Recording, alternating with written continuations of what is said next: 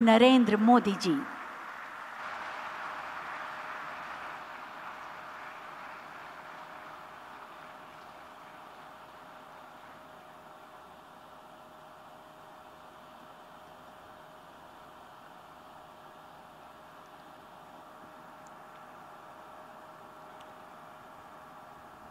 उत्तर प्रदेश के राज्यपाल आनंदीबेन पटेल, ऊर्जावान मुख्यमंत्री योगी आदित्यनाथ जी,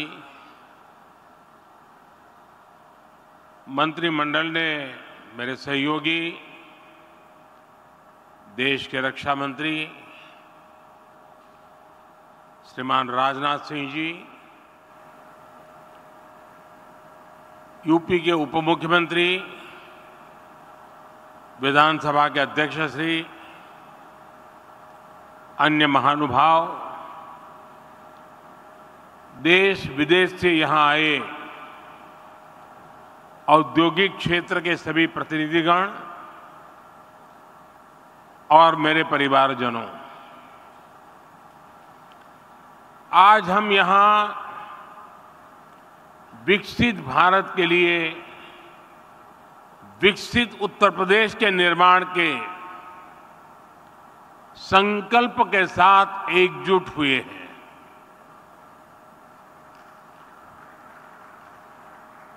और मुझे बताया गया कि इस समय टेक्नोलॉजी के माध्यम से हमारे साथ यूपी की 400 से ज्यादा विधानसभा सीटों पर लाखों लोग इस कार्यक्रम के साथ जुड़े हुए हैं। जो लोग टेक्नोलॉजी से इस कार्यक्रम में जुड़े हैं, मैं मेरे इन सभी परिवारजनों का भी हृदय से स्वागत करता हूं।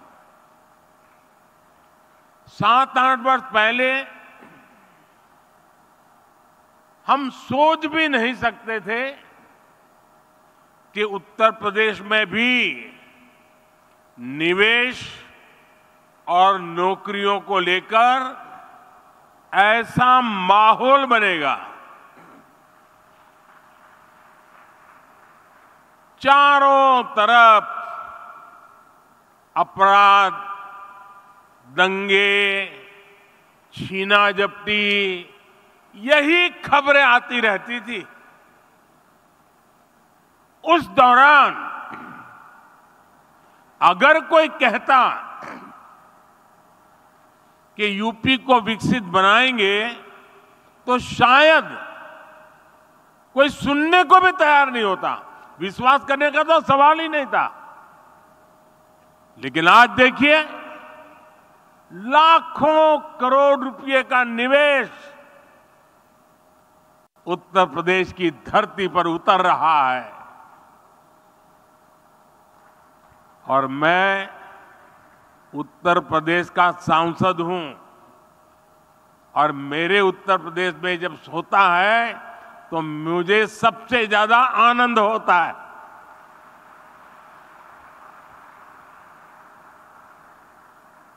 आज हजारों प्रोजेक्ट पर काम शुरू हो रहा है। ये जो फैक्ट्रियां लग रही हैं, ये जो उद्योग लग रहे हैं, ये यूपी की तस्वीर बदलने वाले हैं।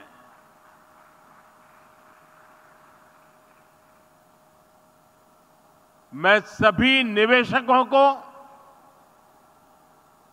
और विशेषकर यूपी के सभी युवाओं को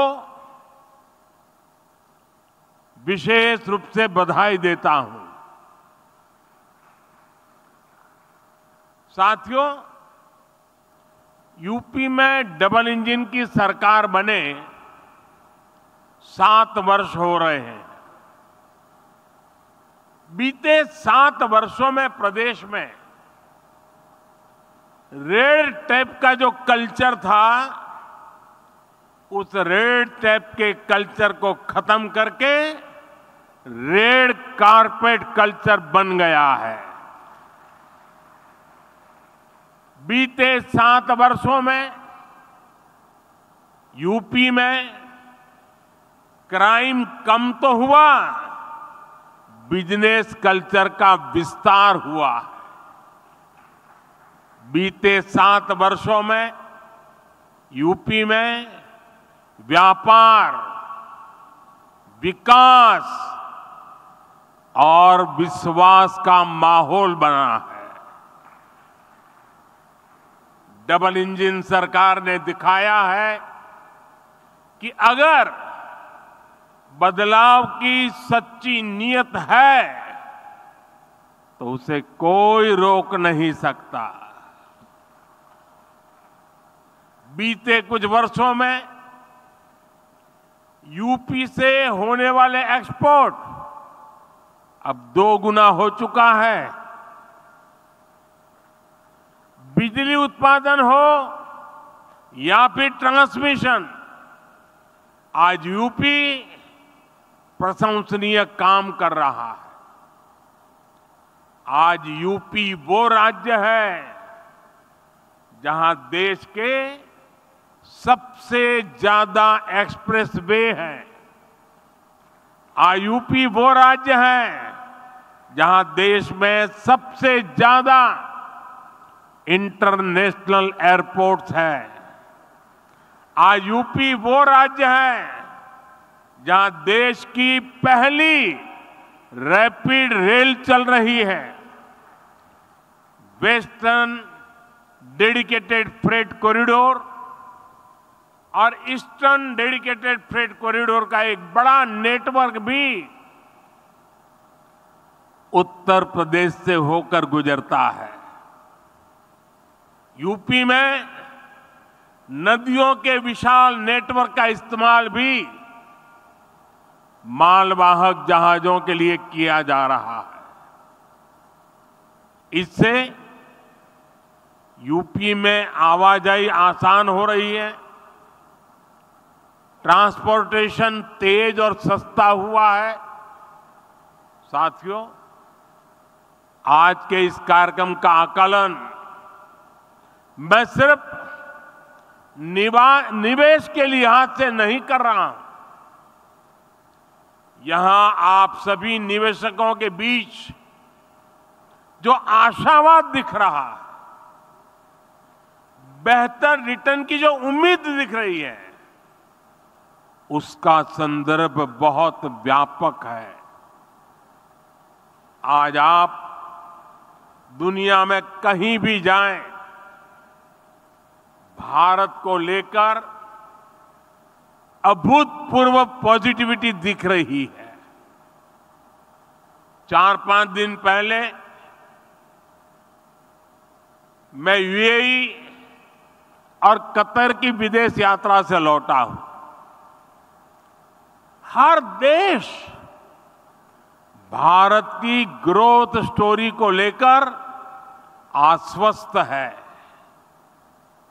भरोसे से भरा हुआ। आज देश में मोदी की गारंटी की बहुत चर्चा है, लेकिन आज पूरी दुनिया भारत को बेहतर रिटर्न्स की गारंटी मान रही है।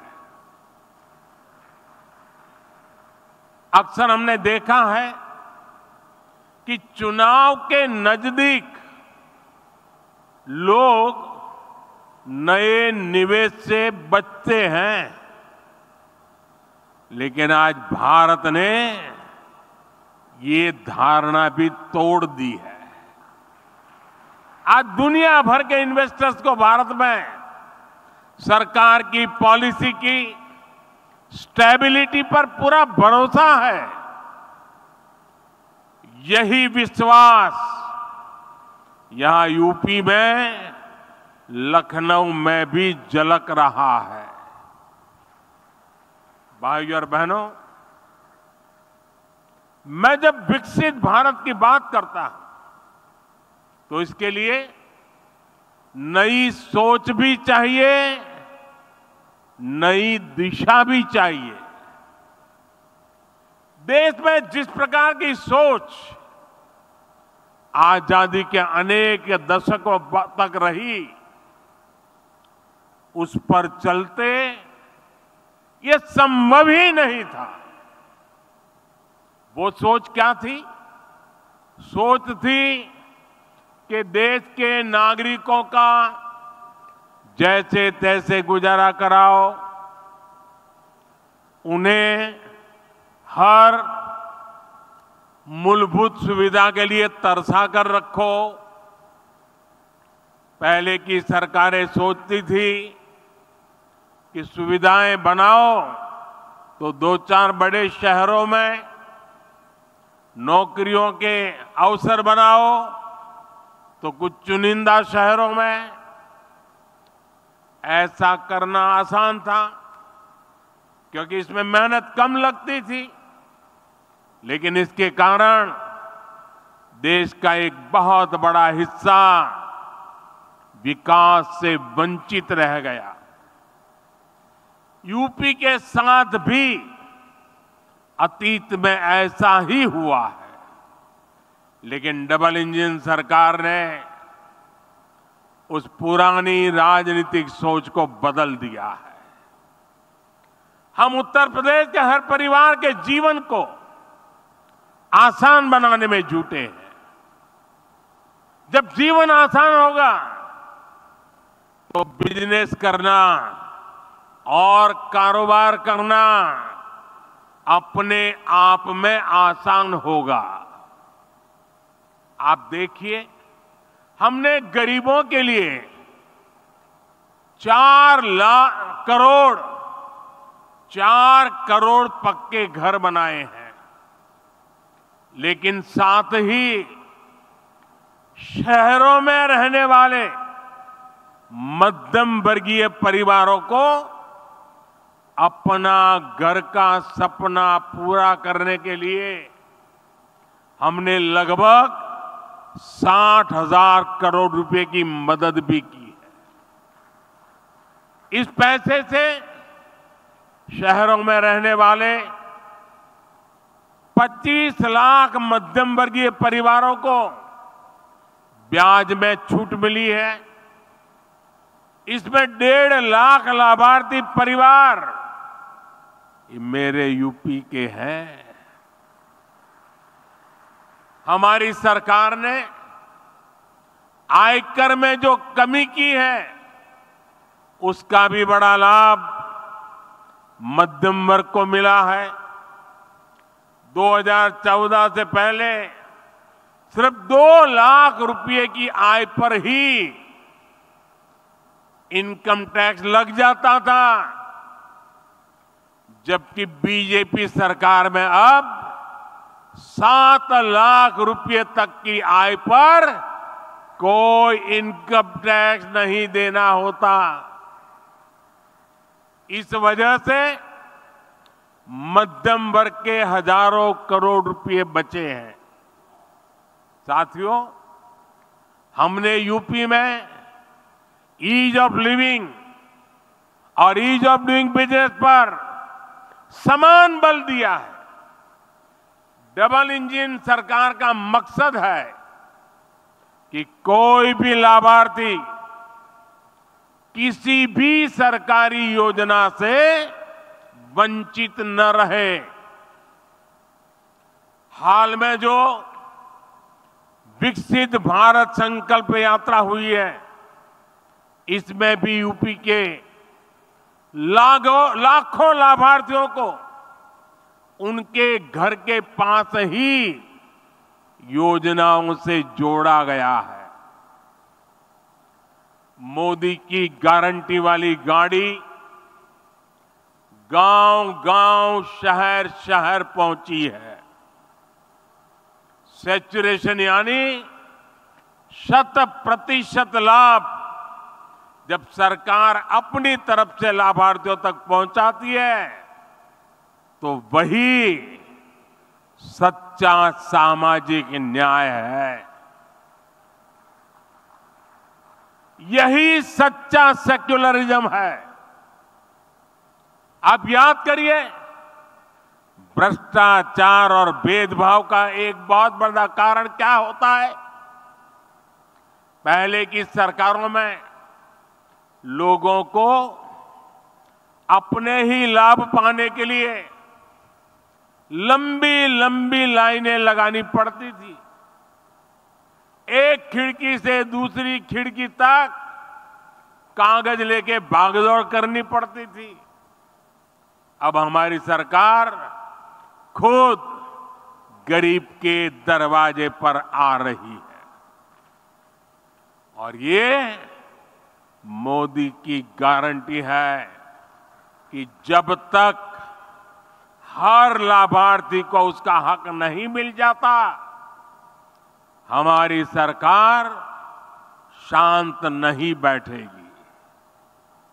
चाहे राशन हो, मुफ्त इलाज हो, पक्का घर हो, बिजली, पानी, गैस कनेक्शन हो, ये हर लाभार्थी को मिलता रहे।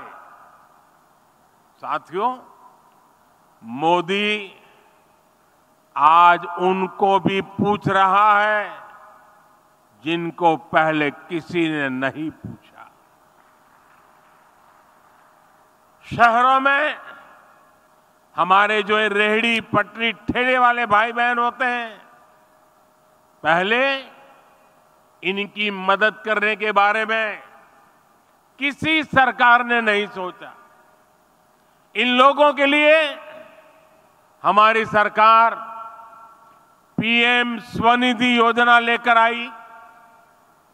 अभी तक इससे देश भर में रेहड़ी पटरी ठेले वालों को लगभग 10,000 करोड़ रुपए की मदद दी जा चुकी है।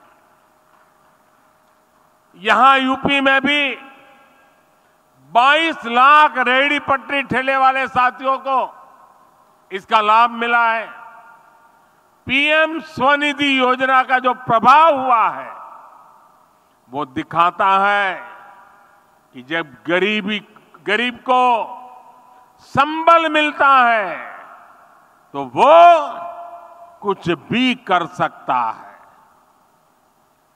पीएम स्वनिधि योजना के अध्ययन में एक बहुत महत्वपूर्ण बात सामने आई है कि स्वनिधि की सहायता प्राप्त करने वाले साथियों को वार्षिक कमाई में औसतन 23,000 रुपए की अतिरिक्त वृद्धि हुई है। आप मुझे बताइए, ऐसे साथियों के लिए ये अतिरिक्त कमाई कितनी बड़ी शक्ति बन जाती है। पीएम स्वनिधि योजना ने रेहड़ी पटरी ठेले वालों की खरीद शक्ति को भी बढ़ा दिया है। एक और अध्ययन में पता चला है कि स्वनिधि योजना के करीब 75% लाभार्थी दलित, पिछड़े और आदिवासी भाई बहन हैं। इसमें भी लगभग आधी लाभार्थी हमारी बहनें हैं। पहले इन्हें बैंकों से कोई मदद नहीं मिलती थी क्योंकि इनके पास बैंकों को देने के लिए कोई गारंटी नहीं थी। आज इनके पास मोदी की गारंटी है और इसलिए उन्हें बैंकों से भी मदद मिल रही है। यही तो सामाजिक न्याय है जिसका सपना कभी जेपी ने देखा था, कभी लोहिया जी ने देखा था। साथियों, हमारी डबल इंजन सरकार के निर्णय और उसकी योजनाओं से सामाजिक न्याय और अर्थव्यवस्था दोनों को फायदा होता है। आपने लखपति दीदी के संकल्प के बारे में जरूर सुना होगा। बीते 10 वर्षों के दौरान हमने देश भर में 10 करोड़ बहनों को सेल्फ हेल्प ग्रुप से जोड़ा है। इनमें से अभी तक, आप उद्योग जगत के लोग हैं, जरा यह आंकड़ा समझिए, अभी तक 1 करोड़ बहनों को लखपति दीदी बनाया जा चुका है। और अब सरकार ने तय किया है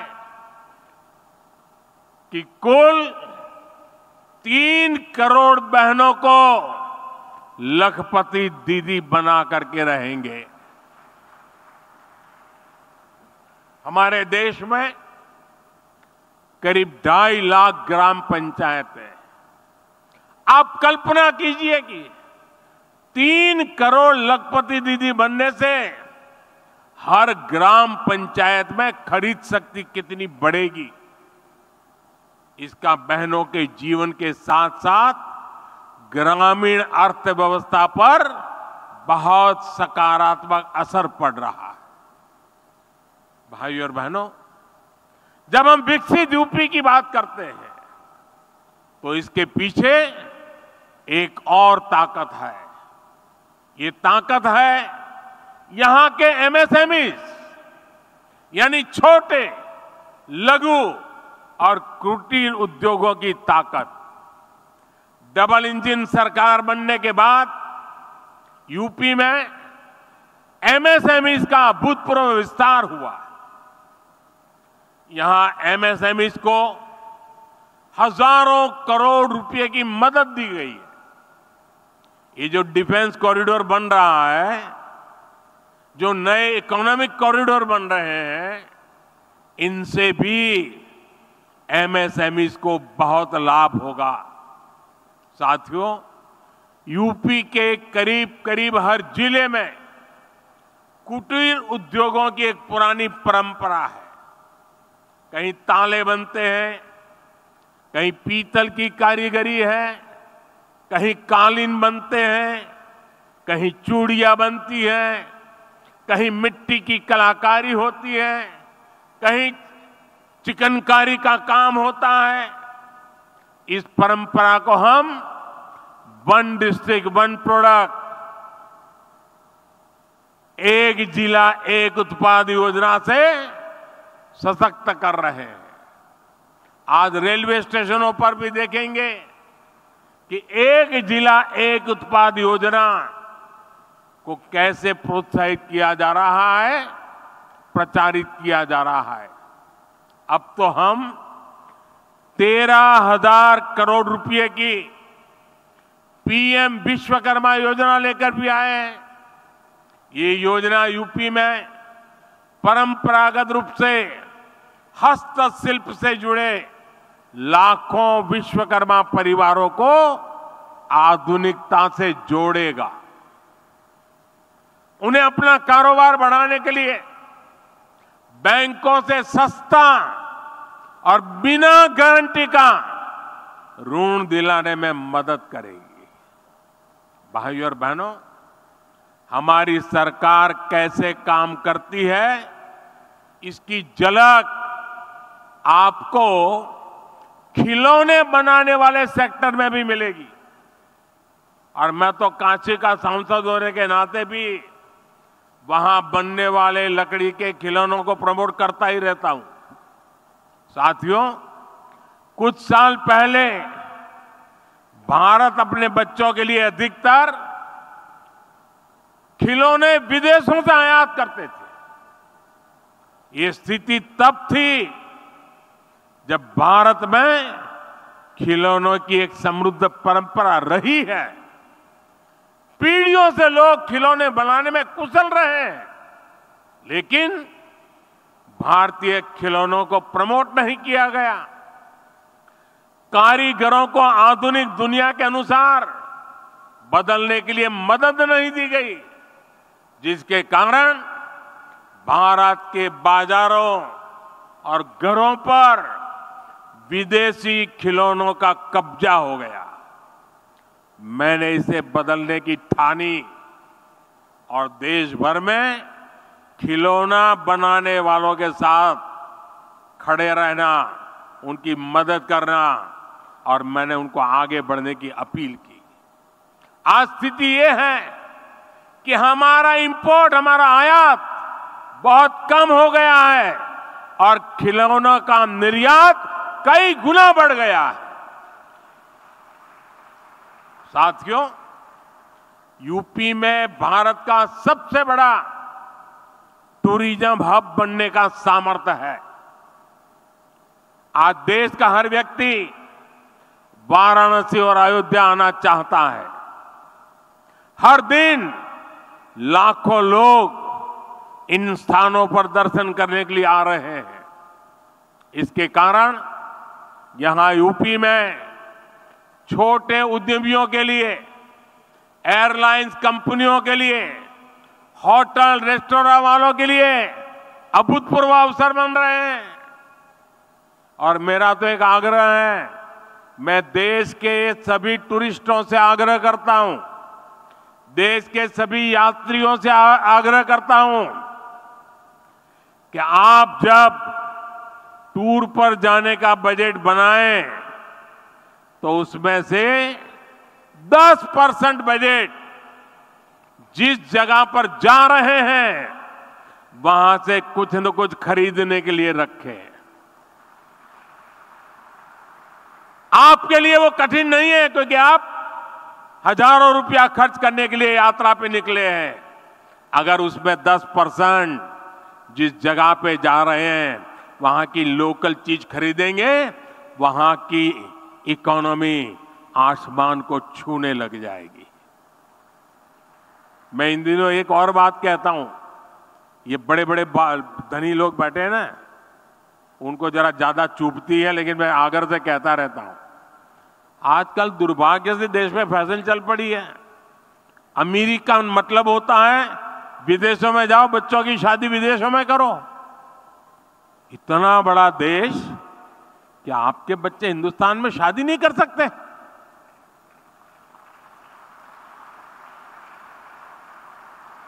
कितने लोगों को रोजगार मिलेगा? और जब से मैंने शुरू किया है मेड इन इंडिया, मुझे चिट्ठियां आ रही है, साहब हमने पैसा जमा कराया था, विदेश शादी करने वाले थे, लेकिन आपने कहा कैंसिल कर दिया है, अब हिंदुस्तान में शादी करेंगे।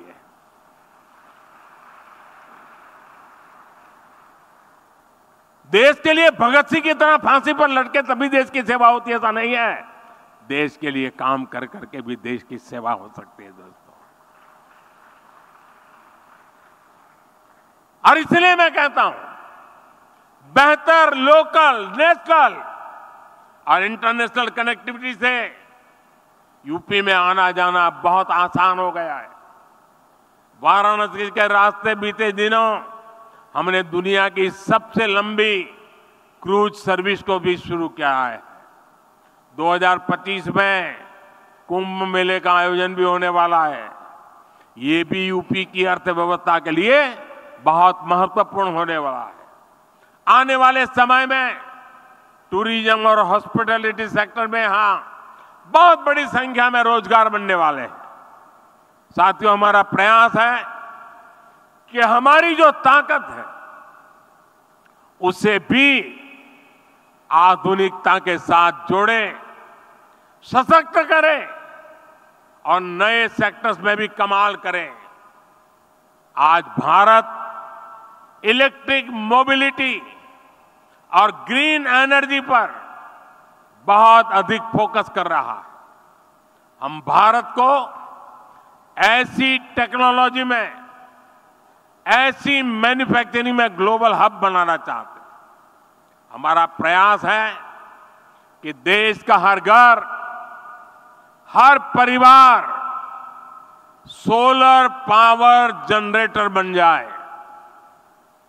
इसलिए हमने पीएम सूर्य घर मुफ्त बिजली योजना शुरू की है। इस योजना के तहत 300 यूनिट बिजली मुफ्त मिलेगी और अतिरिक्त बिजली लोग सरकार को बेच भी पाएंगे। अभी ये योजना 1 करोड़ परिवारों के लिए है। इसमें हर परिवार के बैंक खाते में सीधे 30,000 रुपये से लेकर करीब करीब 80,000 रुपये तक जमा कराए जाएंगे। यानी जो 100 यूनिट बिजली हर महीने जनरेट करना चाहता है उन्हें 30,000 रुपये की मदद मिलेगी। जो 300 यूनिट या उससे अधिक बिजली बनाना चाहेंगे उन्हें करीब 80,000 रुपया मिलेंगे। इसके अलावा बैंकों से बहुत सस्ता और आसान ऋण भी उपलब्ध कराया जाएगा। एक आकलन है कि इससे इन परिवारों को मुफ्त बिजली तो मिलेगी ही, साल में 18,000 रुपये तक की बिजली बेचकर अतिरिक्त कमाई भी कर सकते हैं। इतना ही नहीं, इससे इंस्टॉलेशन, सप्लाई चेन और मेंटेनेंस से जुड़े सेक्टर में ही लाखों रोजगार बनेंगे। इससे लोगों को 24 घंटे बिजली देना, तय यूनिट तक मुफ्त बिजली देना भी आसान हो जाएगा। साथियों, सोलर पावर की तरह ही हम इलेक्ट्रिक वाहन को लेकर भी मिशन मोड पर काम कर रहे हैं। इलेक्ट्रिक वाहनों की मैन्युफैक्चरिंग करने वाले साथियों को पीएलआई योजना का लाभ दिया गया है। इलेक्ट्रिक वाहन खरीदने पर टैक्स में छूट दी गई है। इसी का परिणाम है कि पिछले 10 वर्ष में लगभग 34.5 लाख इलेक्ट्रिक वाहन बिके हैं। हम तेज गति से इलेक्ट्रिक बसें उतार रहे हैं। यानी सोलर हो या फिर ईवी, दोनों सेक्टर्स में यूपी में बहुत संभावनाएं बन रही है।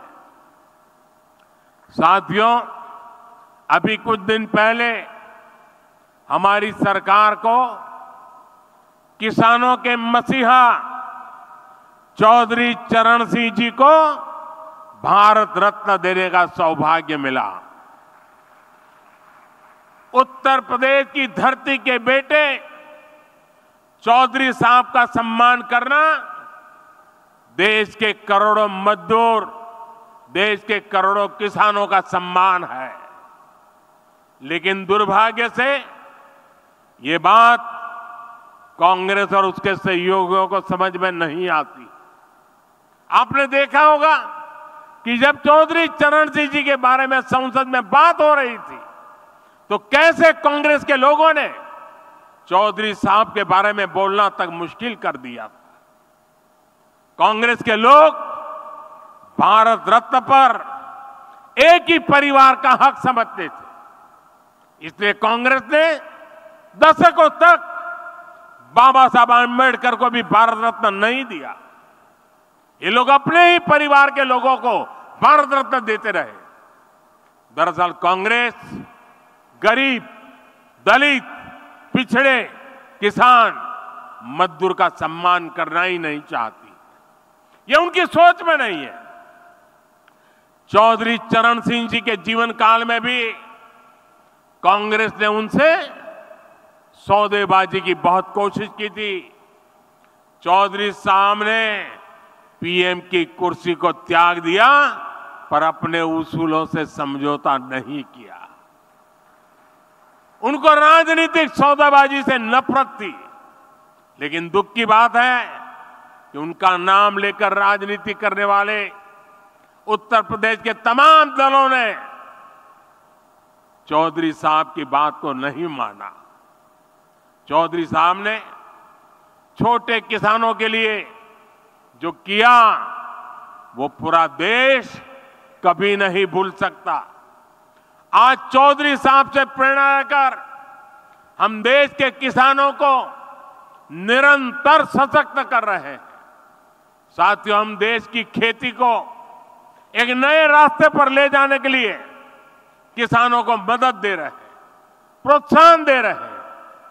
प्राकृतिक खेती और मिलेट पर फोकस के पीछे भी यही ध्येय है। आज गंगा जी के किनारे यूपी में बहुत बड़े पैमाने पर प्राकृतिक खेती होने लगी है। ये किसानों को कम लागत में अधिक लाभ देने वाली खेती है और इससे गंगा जी जैसी हमारी पावन नदियों का जल भी दूषित होने से बच रहा है। आज मैं फूड प्रोसेसिंग से जुड़े उद्यमियों से भी विशेष आग्रह करूंगा। आपको जीरो इफेक्ट, जीरो डिफेक्ट के मंत्र पर ही काम करना चाहिए। आपको एक ही ध्येय के साथ काम करना चाहिए कि दुनिया भर के देशों के डाइनिंग टेबल पर कोई न कोई made in India food packet जरूर होना चाहिए। आज आपके प्रयासों से ही सिद्धार्थनगर का काला नमक चावल, चंदौली का ब्लैक राइस हो, बड़ी मात्रा में एक्सपोर्ट होने लगा है। विशेष रूप से मिलेट्स यानी श्री अन्न को लेकर एक नया ट्रेंड हम देख रहे हैं।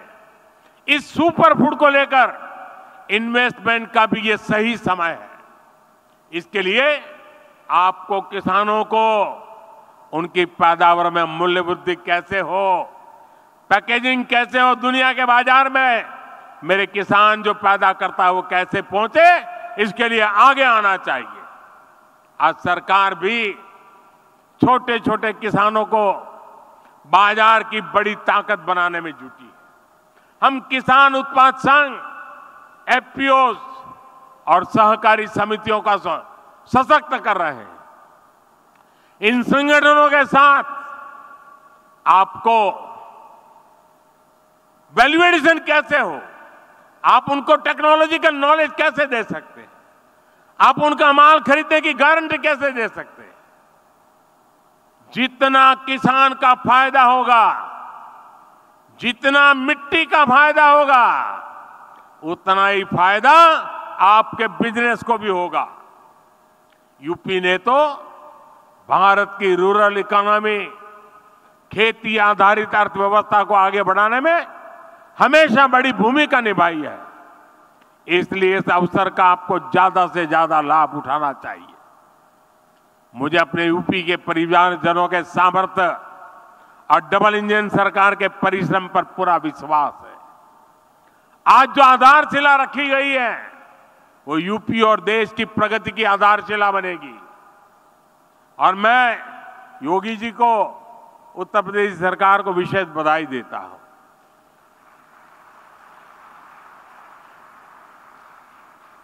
हर हिंदुस्तानी को गर्व होता है जब हम सुनते हैं कि उत्तर प्रदेश ने ठान लिया है कि $1 ट्रिलियन की इकोनॉमी बनाएंगे।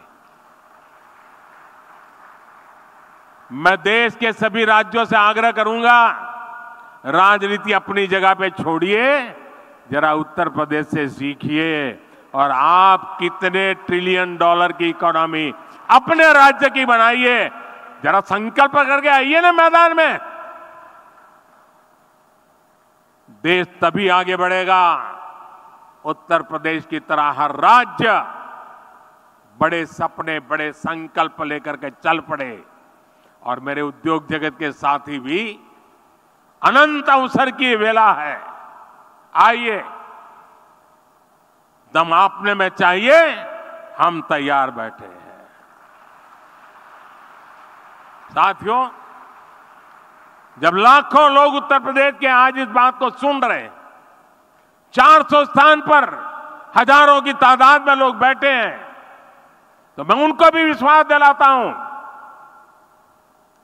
आपने कभी सोचा नहीं होगा उतनी तेजी से उत्तर प्रदेश अपनी सारी संकल्पों को पूरा कर देगा। आइए हम सब मिलकर के आगे बढ़े। इसी कामना के साथ आप सबको बहुत बहुत अभिनंदन, बहुत बहुत धन्यवाद।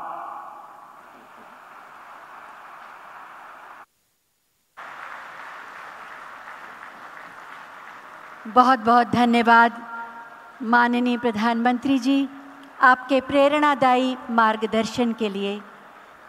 आप विराट स्वप्न और विराट संकल्प का साहस और बल हमें देते हैं। आपका प्रधानमंत्री नरेंद्र मोदी लखनऊ में इस वक्त मौजूद है और साथ ही पीएम नरेंद्र मोदी ने अपने संबोधन में कई बड़ी बातें कही और 21 फरवरी तक ये निवेश का मेला चलेगा। निवेशकों को भरोसा भी दिया फुल प्रूफ सुरक्षा का। और ये तस्वीरें आपको दिखा रहे हैं, ये 5 तस्वीरें देखिए आप कार्यक्रम की। जब प्रधानमंत्री नरेंद्र मोदी पहुंचे तो उनका स्वागत किया गया।